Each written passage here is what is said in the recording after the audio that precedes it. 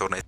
ሰላም እጅጉን የተወደዳችሁና የተከበራችሁ የአሁን ስፖርት አድማጭ ተመልካቾቻችን እንደምን ዋላችሁ። የዕለተ ሮብ የከሰዓት ስፖርታዊ መረጃዎችን ከአሁን ስፖርት ይዘን መጥተናል። የአውሮፓ ቻምፒየንስ ሊግ የአምስተኛ ቀን ጨዋታዎች ዛሬም ቀጥለው የሚደረጉ ይሆናሉ። በተለይም እንግዲህ በለንደን የሚደረገው የአርሰናልና የባየር ሙኒክ ጨዋታ በርካቶቹ የሚጠብቁት ጨዋታ ነው። ይህን ጨዋታ በስፋት የምንመለከት ይሆናል። አትሌቲኮ ዲ ማድሪድ ከኢንተር ሚላን ጋር የሚያደርገውም ሌላኛው ተጠባቂ ጨዋታ አለ። ሪያል ማድሪድ ከሜዳው ውጪ እንዲሁ ይጫወታሉ። ፓሪስ ሳን ዠርሜን ከቶተናም ጋር እንዲሁ የሚያደርጉት ጨዋታ ዛሬ ከሚጠበቁ ጨዋታዎች መካከልም አንደኞቹ ናቸው። እነዚህን ጨዋታዎች በስፋት የምንመለከት ይሆናል። ከዚህም በተጨማሪ የክለብ መረጃዎችን ነው ይዘን የቀረብ ነው። ከክለብ መረጃዎች መካከል እንግዲህ ሃሪ ኬን በዚህ ስቴዲየም ብዙ ጎሎችን አስቆጠር ያለው ነገር ግን ብዙ ጨዋታዎችን አላሸነፍኩም ሲል ስለ ዛሬው ጨዋታ መናገሩን እንዲሁ እንመለከታለን። አሰልጣኝ ሚኬል አርቴታ ያነሷቸው ሀሳቦች አሉ ስለ ሃሪ ኬን እንዲሁም ስለ ተጫዋቾቻቸው ስለ ኤቨሬቺ ኤዜ እንዲሁም ስለ ሌሎቹም ያነሷቸው ሀሳቦች አሉ በስፋት የምንመለከት ይሆናል። ወደ ማንቸስተር ዩናይትድ ስናመራ እንግዲህ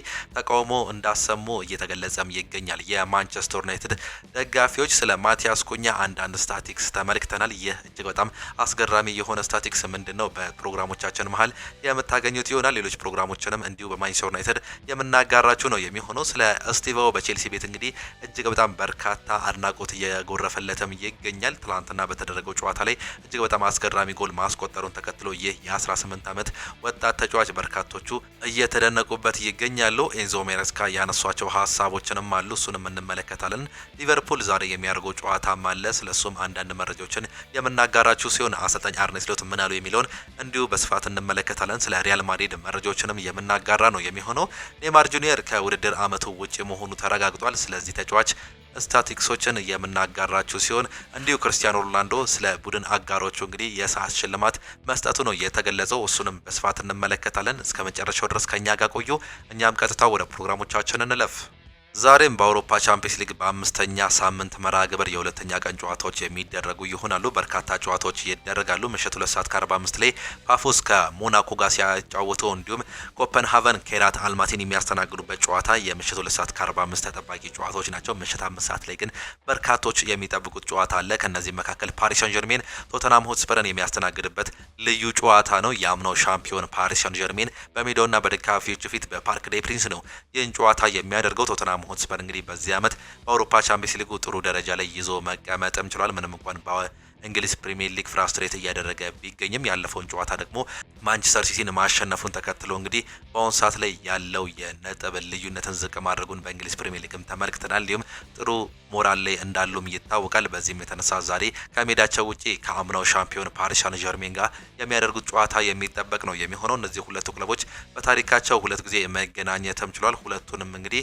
በወዳጅነት ጨዋታ ነው መገናኘትም የቻሉት። በ2017 ነው ለመጨረሻ ጊዜ እንግዲህ መገናኘት የቻሉት እነዚህ ሁለቱ ክለቦችም ማለት ነው። ዛሬ በነጥብ ጨዋታ በታሪካቸው ለመጀመሪያ ጊዜ የሚገናኙም ይሆናሉ። አሰልጣኝ ሉዊስ ኤንሪኬ ከአሰልጣኝ ቶማስ ፍራንክ ጋር የሚፋጠጡበት የዛሬ ተጠባቂ ጨዋታ ነው። ይህ ጨዋታ በዛሬው ጨዋታ እንግዲህ እነዚህ ሁለቱ ክለቦች የመጨረሻ 5 የአውሮፓ ቻምፒየንስ ሊግ ጨዋታዎችን ስንመለከት ካለፉት 4 ጨዋታዎች 3ቱን አሸንፎ አንዱን መሸነፍ ችሏል። ፓሪስ ሳን ዠርሜን የተሸነፈውም እንግዲህ በሜዳውና በደጋፊዎች ፊት በባየር ሙኒክ እንደሆነ እናስታውሳለን። በተቃራኒው ደግሞ ቶተናም ሆትስፐርን ስንመለከት ካለፉት 4 ጨዋታዎች 2ቱን አቻ ወጣ ሲሆን 2ቱን ደግሞ ማሸነፍ እንደቻለ ስታቲክሳቸው ያመላክታል። ዛሬ ማን ያሸንፋል የምንመለከት ይሆናል። በዛሬው ጨዋታ ላይ በጉዳት ምክንያት የማይገኙ ተጫዋቾችን ስንመለከት በፓሪስ ሳን ዠርሜን በኩል እንግዲህ አሽራፍ ሀኪሚ በጉዳት ምክንያት አይገኝም። የዘንድሮው የአፍሪካ ምርጥ ተጫዋች ተብሎ የተመረጠው አሽራፍ ሀኪሚ በከባድ ጉዳት ምክንያት እንግዲህ እንደማይገኝ ነው የተገለጸው። ባለፈው የአውሮፓ ቻምፒየንስ ሊግ ጨዋታ ላይ ሉዊስ ዲያዝ በሰራው ከባድ ጥፋት ምክንያት እንግዲህ የተጫዋች መጎዳቱን እናስታውሳለን። በዛሬው ጨዋታ ላይም እንደማይገኝ ነው የተረጋገጠው። ሌላኛው ዲዜሬ ዱዌ ነው። ይህም ጨዋታ በዛው በባየር ሙኒክ ጨዋታ ላይ ነበር ጉዳት አጋጥሞት ተቀይሮ መውጣትም የቻለው በኒው ጉዳት ምክንያት። በዚህም የተነሳ በዛሬው ጨዋታ ላይ እንደማይገኝ እንዲሁ ተረጋግጧል። በቶተናም ሆትስፐር በኩል ብሬንዳን ጆንሰን በቀይ ካርድ ምክንያት የማይገኝ ተጫዋች ሲሆን ዶሚኒክ ሶላንኬ እንዲሁ በጉዳት ምክንያት የማይገኝ ሌላኛው ተጫዋች ነው። ቤን ዴቪስም በዛሬው ጨዋታ ላይ እንደማይገኝ አሰልጣኝ ቶማስ ፍራንክ አረጋግጧል። ሌሎቹ ግን በሙሉ ጤንነት እንደሚገኙ ተረጋግጧል። በዛሬው ጨዋታ ላይ ማን ቅድሚያ ግምት ይሰጠዋል የሚለውን እንግዲህ ኮመንት ቦክስ ላይ ልታጋሩ እንችላላችሁ። የተወደዳችሁና የተከበራችሁ አድማጮቻችን በአውሮፓ ቻምፒየንስ ሊጉ በርካታ ጨዋታዎችን ያደረጉ ተጫዋቾችን በዚህ ዓመት ስንመለከት ቪቺኒያ እንዲሁም ደግሞ ቪካሪዮ በሁለቱም ክለቦች መካከል አራት ጨዋታዎችን ያደረጉ ተጫዋቾች ናቸው። 360 ደቂቃዎችን መጫወት ችሏል። እነዚህ ሁለቱ ተጫዋቾች እንግዲህ ሙሉ ደቂቃ መጫወት የቻሉን ተጫዋቾች ናቸው። ሁለት ቀይ ካርድ በመመልከት ኑኖ ሜንዴዝ እንዲሁም ደግሞ ሚኪ ቫንደቬን ይጠቀሳሉ። ዛሬ ሌላ ቢጫ ካርድ የሚመለከቱ ከሆነ ቀጣይ ጨዋታ እንደሚያመልጣቸው ነው እንዲሁ እየተረጋገጠም የሚገኘው።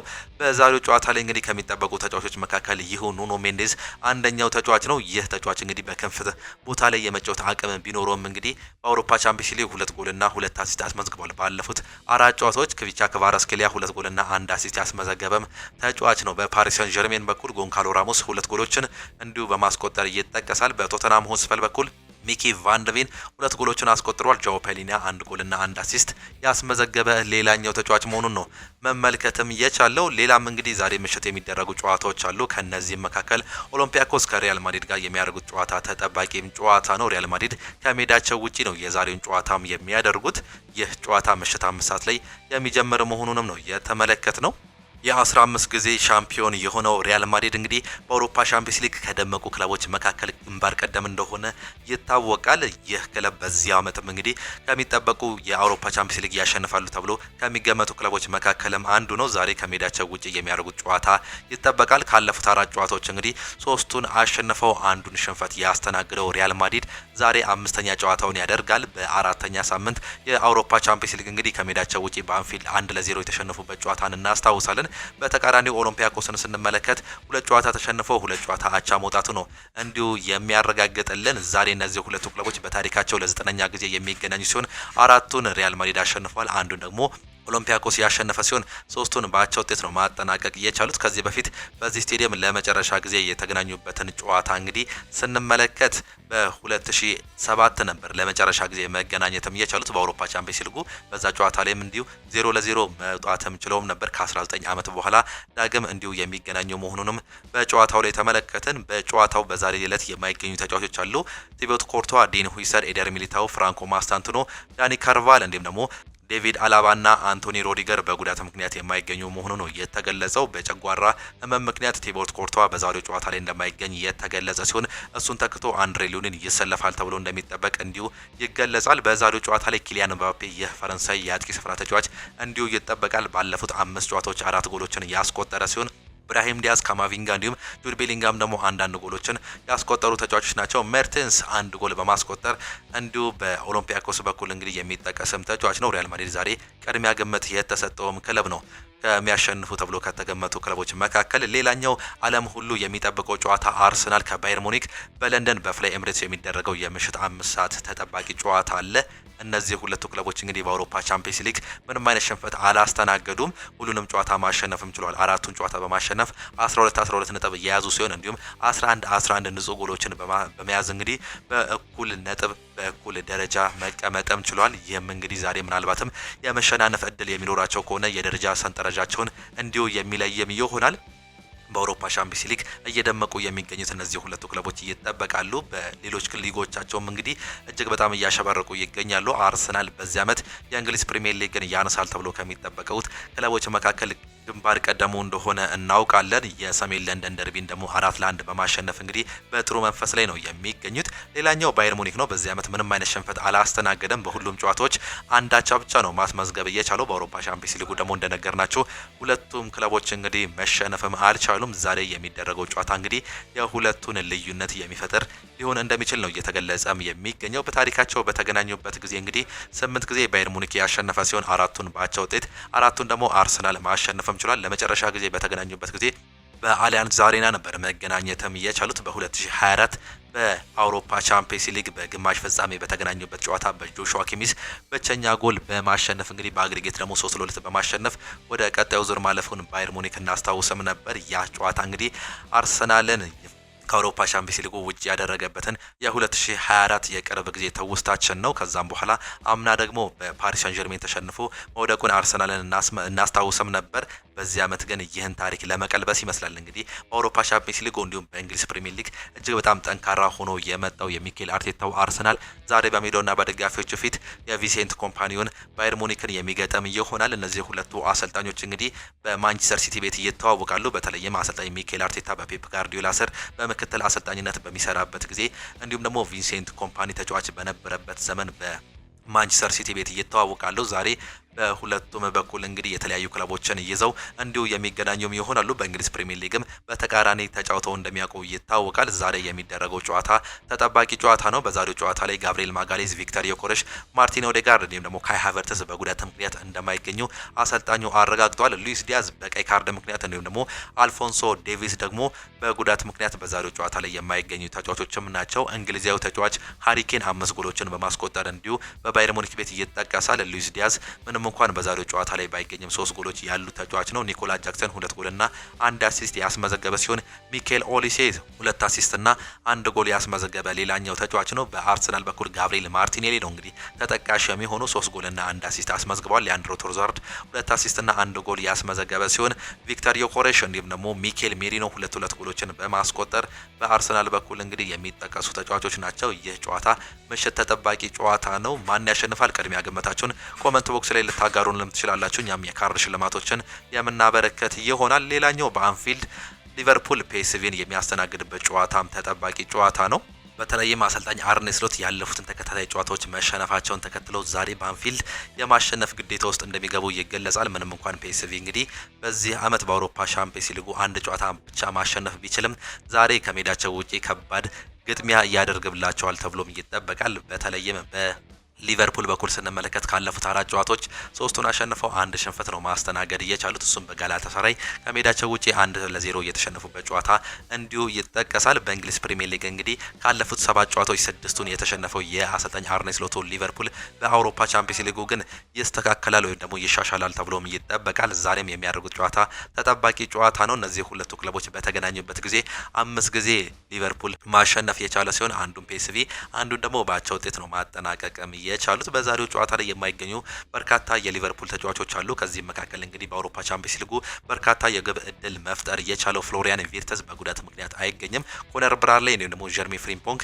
እነዚህ ሁለቱ የክንፍ የተከላካይ ስፍራ ተጫዋቾች የማይገኙ ሲሆን ጆቫኒ ሊዮኖ እንዲሁ በጉዳት ምክንያት አለመገኘቱ ነው አሰልጣኙ እየገለጹ የሚገኙት። በፒኤስቪ በኩል ሁሉም ተጫዋቾች ብቁ መሆናቸውን እንዲሁ አሰልጣኙ መግለጽም ችሏል። ይህም ጨዋታ ምሽት 5 ሰዓት ላይ የሚጀምርም ጨዋታ ነው። አትሌቲኮ ዲ ማድሪድ ከኢንተር ሚላን ጋር የሚያደርጉት ሌላኛው የዛሬ የምሽት ተጠባቂ ጨዋታ ነው። አትሌቲኮ ዲ ማድሪድ በሜዳውና በደጋፊዎች ፊት በዋንዳ ሜትሮፖሊታኖ ስቴዲየም የሚደረግም ጨዋታ ነው። እነዚህ ሁለቱ ክለቦች እንግዲህ በታሪካቸው ለ8ኛ ጊዜ ነው የሚገናኙት። 4 ጊዜ አትሌቲኮ ዲ ማድሪድ ያሸነፈ ሲሆን ኢንተር ሚላን 2ቱን አሸንፏል። አንዱን በአቻ ውጤት ነው ማጠናቀቅ የቻሉት። በዛሬው ጨዋታ ላይ በአትሌቲኮ ዲ ማድሪድ በኩል ወሳኙ በረኛ ዲያን ኦልብላክ በጉዳት ምክንያት ላይገኝ እንደሚችል እየተገለጸ ይገኛል። ሎሬንቴ ምናልባትም እንግዲህ ላይገኝ የሚችል ተጫዋች ሲሆን ሊ ኖርማርድ እንዲሁም ጉዳት ላይ ያለ ተጫዋች ነው። እነዚህ ተጫዋቾች ምናልባት የመገኘት እድላቸው አጠራጣሪ መሆኑ እስካሁን እየተገለጸም ይገኛል። በኢንተር ሚላን በኩል ዴምፍሪስ፣ ሚኪታሪያን፣ ዳርሚያን እንዲሁም ደግሞ ዲጄሬኖ በጉዳት ምክንያት የማይገኙ ተጫዋቾችም ናቸው። በኢንተር ሚላን በኩል በጎል ማግባት ደረጃ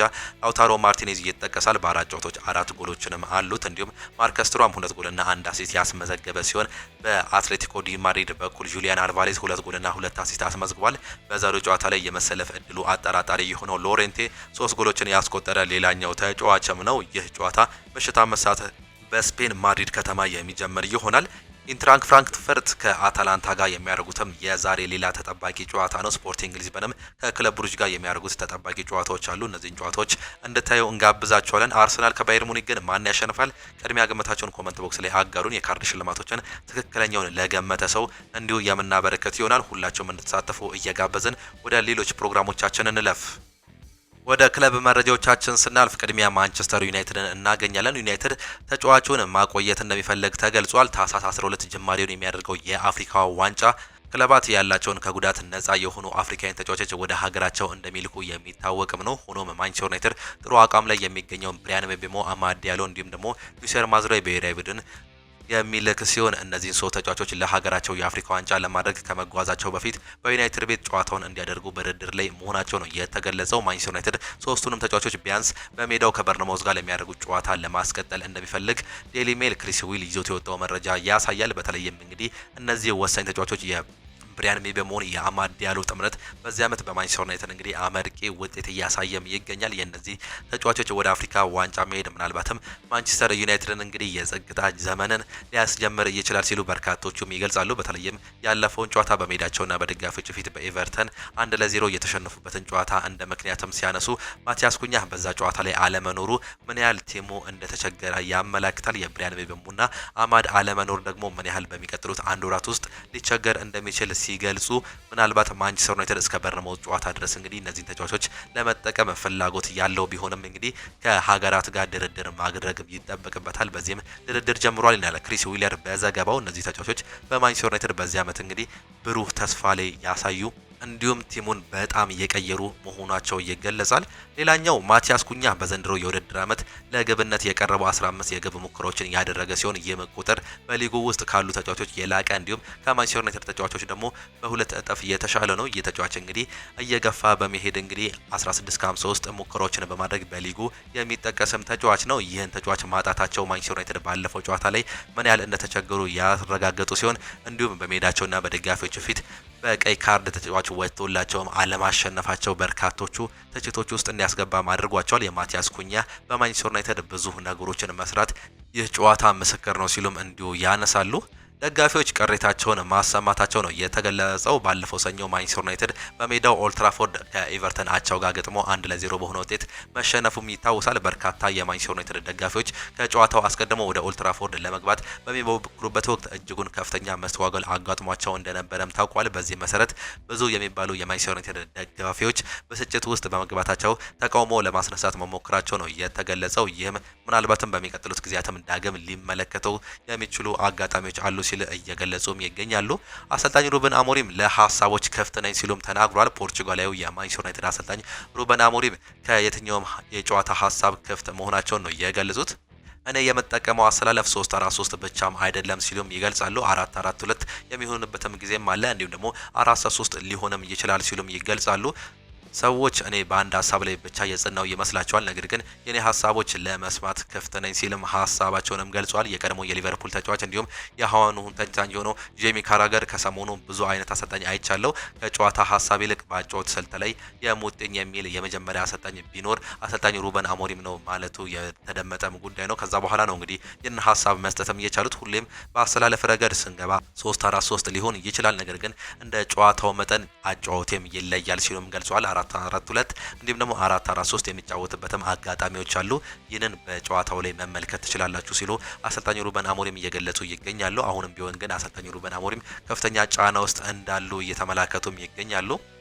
ከዛሬው ጨዋታ በፊት እንግዲህ ሃሪኬን ሀሳቡን ሰጥቷል። ኤሚሬትስ ላይ ብዙ ጎል አስቆጠር ያለው ሲል ነው የገለጸው። የቆሙ ኳስ ማግኘት እየለባቸውም ሲል እንዲሁ ማሳቱንም ነው የተመለከትነው። እንግሊዛዊው የባየር ሙኒክ አጥቂ ሃሪኬን ኤሚሬትስ ስቴዲየም ላይ ጨዋታዎችን ማሸነፍ እንደሚፈልግም ገልጿል። ከዚህ በፊት ኤሚሬትስ ላይ ብዙ ጎሎችን ማስቆጠሩን የገለጸው ሃሪኬን ነገር ግን ብዙ ጨዋታ አላሸነፍኩም፣ ዛሬ እንደሚቀየር ተስፋ ማድረጋለሁ ሲልም ገልጿል። አርሰናል በቆመው ኳስ ጨዋታ ጥሩ ውጤት አስመዝግቧል ያለው ኬን እኛም ለአርሰናል እንደተለመደው ተዘጋጅተናል ሲልም ነው የገለጸው። ጥሩ ነገር ለነሱ ምንም አይነት የቆመው ኳስ አለመስጠት እንዲሁም ጨዋታውን መቆጣጠር ነው፣ በተሻለ መከላከል አለብን ሲል ሃሪኬን እንዲሁ ያነሳል። ስለ ጨዋታው አርሰናል ካለፉት 2 ዓመታት አሁን ጠንካራ እንዲሁም ደግሞ ልምድ ያለው ክለብ መሆኗል። የሻምፒዮንስ ሊግ ልምድ አግኝተዋል። ያ የተሻለ አድርጓቸዋል። ለዚህ ነው ባሉበት ደረጃ የሚገኙት። ለኛ ጥሩ ፈተና ይሆናል ሲል የቀድሞ የቶተናም ተጫዋች ሃሪኬንም ይናገራል። ከዚህ በፊት በእንግሊዝ ፕሪሚየር ሊግ እያለ እንግዲህ በሰሜን ለንደን ደርቢ ጨዋታ ላይ በርካታ ጎሎችን ማስቆጠርም ችሏል። ምንም እንኳን ማሸነፍ ባይችሉም በርካታ ጨዋታዎች ላይ ጎል እንዳስቆጠረ ግን ታሪክ እንዲሁ ይመሰክርለታል። በዚህ ጨዋታ ግን ይህ ታሪክ መለወጥ አለበት ሲል ሃሪኬን እንዲሁ ያነሳል። ሚኬል አርቴታም ከጨዋታው በፊት ሀሳባቸውን የሰጡ ሲሆን ጉዳት ላይ ስለሚገኙ ተጫዋቾች ሁኔታ እንዲህ ሲሉም ተናግሯል። ኖኒ ማዱኬ እንዲሁም ደግሞ ማርቲኔሊ ደህና ናቸው፣ እናም ለጨዋታ ዝግጁ ናቸው። የማርቲን ኦዴጋርድ ግን ለመወሰን አሁን ላይ ስብሰባ እናደርጋለን ሲሉም ገልጿል። ማርቲን ኦዴጋርድ በቡድኑ ውስጥ ሊሆን የሚችል ተስፈኞችም አለን ሲል እንዲሁ ገልጿል። ካይ ሃቨርትስ እንዲሁም ቪክተር ዮኬሬሽ ሁለቱም ደህና ናቸው። ምናልባትም በቼልሲ ጨዋታ ላይ ብቁ እንዲሆኑ ግፊት ማድረግ እንችል እንደሆነ ለማየት በሚቀጥለው ወይም ደግሞ በሁለት ቀናት ውስጥ ምርመራ ዳግም ያደርጋሉ ሲሉም ገልጸዋል። ጋብሪኤል ጀሲስ ወደ ጨዋታ ለመመለስ በጣም ተቃርቧል። በቀጣዩ ቀን ከአንድ ክለብ ጋር በዝግ በምናደርገው የአቋም መፈተሻ ጨዋታ የተወሰነ የመጫወቻ ጊዜ እንደሚያገኝ እጠብቃለሁ ሲሉም ገልጸዋል። ይህ ጨዋታ እንግዲህ በሚቀጥለው ሳምንት አጋማሽ ላይ ከማንቸስተር ዩናይትድ ጋር በዝግ ስቴዲየም እንደሚያደርጉ በብሬኪንግ ኒውስ ትላንትና የሰማነው መረጃም አለ። አርሰናል ከማንቸስተር ዩናይትድ በዝግ ስቴዲየም የሚያደርጉት ጨዋታ የሚጠበቅ ሲሆን ይህም እንግዲህ ከጉዳት የተመለሱ ተጫዋቾችን እንዲሁ ለመፈተሽና የጨዋታ ደቂቃ ለመስጠት ያሰበ ነውም ተብሏል። ይህም ጨዋታ ላይ ይፈተናል ሲሉ ነው አሰልጣኙ መግለጽም የቻሉት። በክፍት ጨዋታ ጎሎች ማስቆጠር ስለመጀመርም ተጠይቆም ነበር። በሁሉም ዘርፎች በጣም ቀልጣፋ መሆን አለብን፣ ግን እውነትነቱ ለመናገር ከቶትናም ጋር በነበረን ጨዋታ ከቆመ ኳስ ግብ ባለማስቆጠራችን በጣም አዘኛለሁ ሲሉ ዳግምም ተናግሯል። ስለ ቡድኑ የስኳድ ጥልቀት እንዲሁም ደግሞ ስፋት ሲጠየቁም እንግዲህ አዎ ሰፊ ነው፣ እንደ እድል ሆኖ ጥልቀታችን ከቀደሙት የውድድር ዘመናት ጋር ሲነጻጸር እጅጉን ተሻሽሏል። ሊጉ የተለየ ነው። እናም ስለዚህ ጉዳይ መጠቀቅ አለብን ሲሉም ገልጿል። ሃሪኬን እንዲሁም ደግሞ ኦሊሽን ስለመጋፈጥም ተጠይቆም ነበር። እንደዚህ ባሉ ውድድሮች ውስጥ የምትፈልጋቸው ጨዋታዎች ናቸው፣ ራስን ማረጋገጥ ያለብህ እንደዚህ አይነት ጨዋታዎች ላይ ነው ሲሉም ይገልጿል። ከደርቢው በፊት ስለ አስደናቂው ድባብ ተጠይቆም ነበር አሰልጣኝ ሚኬል አርቴታም ሲመልሱም እንግዲህ ያለምንም ጥርጥር ከምርጥ ድባብ ውስጥ አንዱም ነበር። እናም ከጨዋታው በፊት የነበረው ጉልበት የማይታመንም ነበር። እኔ እንደማስበው በጣም ድንቅ እንዲሁም ደግሞ ትልቅ ለውጥም ያመጣል። ተጫዋቾቻችን እንኳን ስለ ጉዳዩ ተናግሮም ነበር። ደጋፊዎቻችንን ለቡድኑ የሚሰጡትን የደስታ የመተማመን እንዲሁም የጉልበት መጠን ይገነዘባሉ ብዬም አስባለሁ። ይህንን ድጋፍ ልንጠብቀው እንዲሁም ሁልጊዜም ማጠናከር አለብን፣ ምክንያቱም ትልቅ ኃይል እየሰጠናል ሲሉም ገልጿል። በዛሬው ጨዋታ ላይም ልዩነት ያመጣል ሲሉ ነው እንዲሁ እየገለጹ የሚገኙት አሰልጣኝ ሚኬል አርቴታ። በዛሬው ጨዋታ ላይም ሲናገሩ በጣም ጥሩ የሆነ ተከታታይ ዝግጅት አድርገናል። አጭር ነው ግን በጣም ቀልጣፋ መሆን አለብን። የጨዋታውን አስፈላጊነት እናውቃለን። በጠንካራ አቋም ላይ ነን። ያንን ማስጠበቅም እንፈልጋለን። ከፊታችን ቆንጆ እንዲሁም በጣም አጓጊ ጨዋታ ይጠብቀናል ሲሉ ስለ ሁለቱም ጨዋታም እንዲሁ አንስተዋል። እንደዚህ አይነት ጠንካራ ተጋጣሚ ነው መግጠምም የምንፈልገው። በሁሉም ውድድሮች ላይ በጣም ጥሩ ነበርን፣ እነሱም ጥሩ ነበሩ። ጥሩ ፈተና ይጠብቀናል፣ አጓጊ ጨዋታ እናያለን የሚል ተስፋም አለኝ ሲሉም ገልጿል። ለእኔ ከክፍት ጨዋታ ጎል ማስቆጠር ወይም ደግሞ ከቆሙ ኳሶች ተቆጠሩ ጎሎች እኩል ናቸው። ምንም ልዩነት የለም። ሁሉም ነገር የጨዋታው አንድ አካል ነው። ተጋጣሚ እንዴት እንደሚከላከል እንዲሁም ባቀረብንላቸው አማራጮች ላይ በመመስረት በሁሉም ነገር ውጤታማ መሆን አለብን ሲሉም ይገልጿል። ዋናው ዓላማችን ሕጉ በፈቀደው መንገድ ተጠቅመን ጎል አስቆጥረን ማሸነፍ ነው ሲሉም ሀሳባቸውንም ይገልጻሉ። አሰልጣኝ ሚኬል አርቴታ ፔሮ ሂንካፔ በቶተናሙ ጨዋታ ስላሳየው እንቅስቃሴ ሲጠየቁ እንግዲህ አዎ ጥሩ ትልቅ ምስጋና ለሂንካፔ ይገባዋል። ምክንያቱም ያ የፕሪሚየር ሊግ የመጀመሪያ ጨዋታውን ከትላልቁ ተፎካካሪዎች ጋር ሲሆን ከባድ ነው። እሱ ግን በእውነት ልዩ ቀንም አሳልፏል ሲሉም ገልጿል። ጋብሪኤል ማጋሌዝን መጎዳት ተከትሎ ፔሬ ሂንካፔ ኃላፊነቱን ወስዷል፣ ይህንንም ተወጥቶታል ሲሉም ገልጿል። ጋቢን መተካት በፍጹም ቀላል አይሆንም። እሱ በእውነት አሳማኝ በሆነ መንገድ ተወጥቶታል። ይህ የእሱ ስብዕና ነው። ቀደም ብዬ ተናግሬም ነበር። እሱ ተፋላሚ ነው። እሱ ማንኛውንም ፈተና የሚጋፈጥ ሰውም ነው። እናም በእሁዱ ላይ በእርግጠኝነት ያንን ያደርጋል ሲሉ እንዲሁ ስለ ቼልሲው ጨዋታም እንዲሁ ማንሳትም ችሏል። ስለ ቲምበር እንዲሁም ደግሞ ኬን ተጠይቆም ነበር። እሱ ድንቅ አጥቂ ነው፣ ሁሉም ሰው ያውቋል። እናም ብዙ ጥሩ ባህሪያትም አሉት። ለዚያ ለረጅም ጊዜ ያንን ስራውን ሲሰራም ቆይቷል። በባየር ሙኒክ ቤትም ብቃቱን አሳይቷል። በዓለም ላይ ካዩ ምርጥ ተጫዋቾች አንዱ ነው። እሱ ዛሬ ማስቆም እንደ ቡድን እንዲሁም ደግሞ እንደ ተከላካዮች ትልቅ ፈተና ያጋጥማቸዋል። ይህንንም እንወጣዋለን ሲሉም ገልጿል። ይህ ጨዋታ ከባድ ሊሆን ይችላል ሲሉ ነው እየገለጸም የሚገኘው። ጁሊያን ቲምበር እንግዲህ የዛሬው ጨዋታ ምን ያህል ከባድ እንደሆነ ተመልክተነዋል። በዚህም ዝግጁ ነን፣ እኛ ትልቅ ክለብ መሆኑን እንፈልጋለን። በዚህም ደረጃ ላይ ጥሩ ነገሮችን እየሰራን እንደሆነ እናውቃለን። በእንግሊዝ ፕሪሚየር ሊግ፣ በአውሮፓ ቻምፒየንስ ሊግ እንዲሁም በሌሎች ሊጎች ዋንጫዎችን በዚህ ዓመት የማሳካት እቅድም አለን። በዚህ ዓመት ያልተሸነፈውን ባየር ሙኒክ በዚህ ጨዋታ ላይ የማሸነፍ ፍላጎትም አለን። በእርግጥ የእነሱ የአጥቂ ስፍራቸው እጅግ በጣም እየተሻሻሉ እንደ ሃሪኬን እና ሚኬል ኦሊሴ የመሳሰሉ ተጫዋቾች አላቸው። ይህንን እንደ ቲም ማቆመም እንችላለን ሲሉም ገልጿል። ኤንዞ ማሬስካም ሀሳባቸውን ይሰጣሉ። በተለይም እንግዲህ ከትላንትናው ጨዋታ በኋላ ነው እንዲሁ ሀሳባቸውንም ያሰጡት። ስቲቮ እንደ ዘመኑ ልጅ አይደለም ሲሉም ገልጿል። የሰማዮቹ ዋና አሰልጣኝ ኤንዞ ማሬስካ ስቲቮ እንደ ዘመኑ ልጅ አይደለም ሲሉ በስራው ትጉ ነው በማለትም ገልጿል። እሱ ስልኩን ሁልጊዜ ሲጠቀም አትመለከቱትም ያሉት አሰልጣኙ በማህበራዊ ሚዲያ ውስጥ ብዙ ጊዜን አያጠፋም ሲሉም ገልጿል። አክሎም ጠንካራ ሆኖ ይሰራል። እሱ ቀለል ያለ ልጅ ነው፣ ያንን ባህሪውን እወድለታለሁ ሲሉ አሰልጣኙም ገልጿል። ቤተሰቦቹ ሁልጊዜ በአካባቢዎችም አሉ፣ ጎልቶ የሚታይ ተጫዋች ነው፣ ነገር ግን እንደ ማንኛውም ግለሰብ ነው ሲሉም ገልጿል። ኤንዞ ማሬስካ አስፈላጊ ጨዋታ እንደነበር እናውቅ ነበር፣ ምክንያቱም ባለፈው ጨዋታ ከካራባጋ ከሜዳችን ውጪ ነጥቦችን አጥተናል። ስለዚህ ባርሴሎናን ለማሸነፍ ቆርጠን ነበር። እንዲህ ያሉ ቡድኖች ማሸነፍ ሁልጊዜ ጥሩ ስሜት ይፈጥራል ሲሉም ገልጿል። የትላንትናው ጨዋታ በማሸነፋቸው እጅግ በጣም መደሰታቸውን ነው የገለጹት። ነገር ግን ከ3 ነጥብ የተሻለ ወይም ደግሞ ከዛ ከፍ ያለ ነገር ምንም የለውም ሲሉ አሰልጣኙ መናገራቸውንም ተመለከትን። በትላንትናው ጨዋታ ላይ እንግዲህ እንደ ጄሚ ካራገር እንዲሁም ደግሞ ዋይን ማርኮኖን የመሳሰሉ ተጫዋቾች ስቲቮን ማሞካሸትም ችሏል። ማሬስካ ባለው ቡድን ድንቅ ስራ እየሰራ ነው። መጥፎ ቡድን አይደለም። በዚህ ውስጥም ደግሞ እንደ ስቲቫው ያሉ ገና ታዳጊ ተጫዋቾች አሉ። እነዚህ ደግሞ ድንቅ ስራን እየሰሩም ይገኛሉ። በእውነት በዛሬው ጨዋታ ላይ እጅግ በጣም ጥሩ ስራ ከሰሩ ተጫዋቾች መካከል ግንባር ቀደሙ እንደሆነ ተመልከቱ ሲሉም ገልጿል። ዋይን ሩኒም ሲናገር ኩኩሬላ በእውነት አስደናቂ ነበር። በጣም ለረጅም ጊዜ ካዩዋቸው የግራ ተከላካዮች ምርጥ ብቃት እያሳየው ይሄ ይመስለኛል። ትላንት ማታ ያደረገው ነገር ቁም ነገረኛ የሆነ ተጫዋች መሆኑን ያሳያል ሲል ስለዚህም ተጫዋች እንዲሁ ያነሳል። ይህ ተጫዋች እንግዲህ ላሚን ያማልን እንዲሁ ከጨዋታ ውጭ አድርጎ ማምሸቱንም እናስታውሳለን። አሰልጣኝ አርኔ ስሎት በሲቲው ጨዋታ ላይ ተሽሮባቸው በአርሰናል ጨዋታ ላይ እርሳቸው ከኖቲንግሃም ጋር ተቆጥሮባቸው ስለጸደቀው ተመሳሳይ ጎል ተጠይቆም ነበር። ከዛሬው ጨዋታ በፊት ፎረስት በእኛ ላይ ያስቆጠረው ግብ ፍትሃዊ ነው ብዬ አስባለሁ። በሲቲው ጨዋታ ላይም የተቆጠረብንም በተመሳሳይ የአርሰናል ግብ ላይ አላየሁትም። ስለዚህ ምንም አስተያየት የለኝም ሲሉም ይገልጻሉ። ስለ ቡድኑ ዝቅተኛ በራስ መተማመን ተጠይቆም ነበር። ከዚህ በፊት እንደዚህ ሆኖ አያውቁም። እንደ ሎ ብሎክ በሚጫወቱ ቡድኖች ላይ ጥሩ እድሎች እንፈጥራለን፣ ነገር ግን ግብ አናስቆጥርም። ፎረስት ከኛ በተሻለ ሁኔታ ተከላክሎም ነበር። እናም የተሻለ መንገድ እንዳለብን ያሳስበናል ሲሉም ነው የገለጹት። የዛሬውን ጨዋታ ግዴታ የማሸነፍ ውጥን ውስጥ ገብተናል ያሉት አሰልጣኙ እኔ ተጠያቂ ነኝም ሲሉም ይገልጻሉ። በሱ ላይ የተጥፋተኝነት ስሜት ይሰማኛል። እናም አሁን ላይ ይህን ችግር ለመፍታት ጠንክረን እየሰራን እንገኛለን። እንደ አሰልጣኝ ቡድንን በምሳሌነት ለመምራት እሞክራለሁ። ይህ የራሴ ጉዳይ ነው ሲሉም ገልጿል። ስለ ፒኤስቪ ሲጠየቁ እንግዲህ ፒኤስቪ ምርጥ ቡድን ነው፣ ከነሱ ጋር የማይረሱ ጥሩ ጊዜያትን አሳልፍ ያለው እናም አሁን የምናደርገው ጨዋታ አሪፍ እንደሚሆን ተስፋ አድርጋለሁ ሲሉ መግለጻቸው ነው የተመለከት ነው። ጄሚ ካራገርም ሀሳቡን ሰጥቶም ነበር። ክሎድ ከባድ የውድድር አመታትን አሳልፏል። የሆነ ጊዜ በአንፊልድ 6 ተከታታይ ጨዋታዎችንም ተሸንፏል። ነገር ግን ስለ አሰልጣኝ አርኔ ስሎት አቋም መውረድ በሚነሳበት መንገድ የርገን ክሎፕ ተናግሯል ብዬ አላስብም ሲል ነው እየገለጸ የሚገኘው። በዚህ ሰዓት ላይ የአሰልጣኝ አርኔ ስሎት መውረድ እጅግ በጣም አሳሳቢ ደረጃ ነው። ነገር ግን ይህ እንደሚለወጥ አምናለሁም ሲል መግለጹንም ተመለከትን።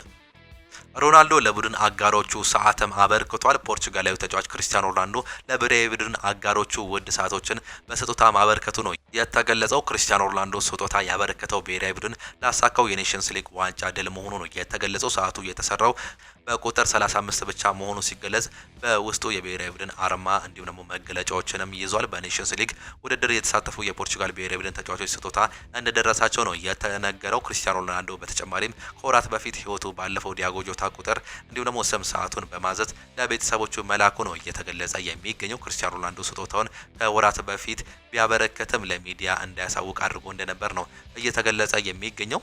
ኔይማር ጁኒየር ከውድድር አመቱ ውጪም ሆኗል። ብራዚሊያው የሳንቶስ የፊት መስመር ተጫዋች ነው። ብራዚሊያው ኔይማር ጁኒየር የጉልበት ጉዳት እንዳጋጠመውም ተነግሯል። ይህንንም ተከትሎ ኔይማር ጁኒየር በሕክምና ምክንያት ከቀሪው የብራዚል የሊግ የውድድር አመት ውጪ እንደሚሆን ነው እየተገለጸ የሚገኘው። በወራጅ ቀጠና የሚገኘው ክለቡ ሳንቶስ ከመውረድ ለመትረፍ በቀጣይ ያለ ኔይማር 3 ወሳኝ ጨዋታዎችንም ያደርጋል። ኔይማር በቀጣይ በ2025 ከፈረንጆቹ አዲስ አመት በፊት ወደ ሜዳ ላይመለስ እንደሚችል ነው የተገለጸው። የኔይማር ጁኒየር ጉዳት ምን ይመስላል የሚለውን ስንመለከት እንግዲህ 1429 ቀናቶችን በጉዳትም አሳልፏል። 265 ጨዋታዎችን አምልጦታል። እንዲሁም ከ2014 ወዲህ 45 የተለያዩ ጉዳቶች እንዳጋጠሙት ነው የተገለጸው። በዚህ አመትም እንግዲህ በብራዚል ሊግ እንደማይጫወት እየተገለጸም ይገኛል። ምናልባትም ሳንቶስ የሚወርድ ከሆነ እንግዲህ አስከፊ ጊዜን ሊያሳልፍ ይችላል። የተጫዋች እንግዲህ በ2026 የዓለም ዋንጫ ለመድረስ ብዙ ሙከራዎችን እንደሚያደርግ ከዚህ በፊትም ገልጾም ነበር። ይህ ነገር ግን ምናልባትም ጉዳት ሊሆንበት እንደሚችል እየተገለጸም ይገኛል። እጅጉን የተወደዳችሁና የተከበራችሁ የአሁኑ ስፖርት አድማጭ ተመልካቾቻችን ለዛሬ የነበረን ስፖርታዊ መረጃዎቻችን ይህንን እየመስሉ ነበር። ፕሮግራሞቻችንን እንዴት አያችኋቸው? ሀሳብ አስተያየታችሁን ኮሜንት ቦክስ ላይ ልታጋሩን ትችላላችሁ። የአውሮፓ ቻምፒየንስ ሊግ የአምስተኛ ሳምንት የሁለተኛ ቀን ጨዋታዎች ዛሬ የሚደረጉ ሲሆን ፓሪስ ሳን ዠርሜን ከቶተናም፣ ኦሎምፒያኮስ ከሪያል ማድሪድ፣ አርሰናል ከባየር ሙኒክ፣ ሊቨርፑል ከፒኤስቪ እንዲሁም ደግሞ አትሌቲኮ ዲ ማድሪድ ከኢንተር ሚላን የሚያደርጉት ጨዋታ ይጠበቃል። እነዚህን ጨዋታዎች እንድታዩ እንጋብዛችኋለን። ሌሎች ጨዋታዎችም አሉ። ወሳኞቹን ለመጥቀስ ያክል እንግዲህ እነዚህን ይመስላሉ። የምሽት ፕሮግራሞቻችን በዚሁ የሚጠናቀቁ ነው የሚሆኑት። በነገው ጠዋት ፕሮግራሞቻችን በጨዋታ ጥቆማ እንዲሁም ደግሞ በሌሎች ፕሮግራሞቻችን ሰፋ ያለ መረጃን ይዘን እስከምንቀርብ ድረስ ግን ቻው ቻው፣ መልካም ጊዜ፣ መልካም ምሽት እንዲሆንላችሁ ዳግም ተመኘን።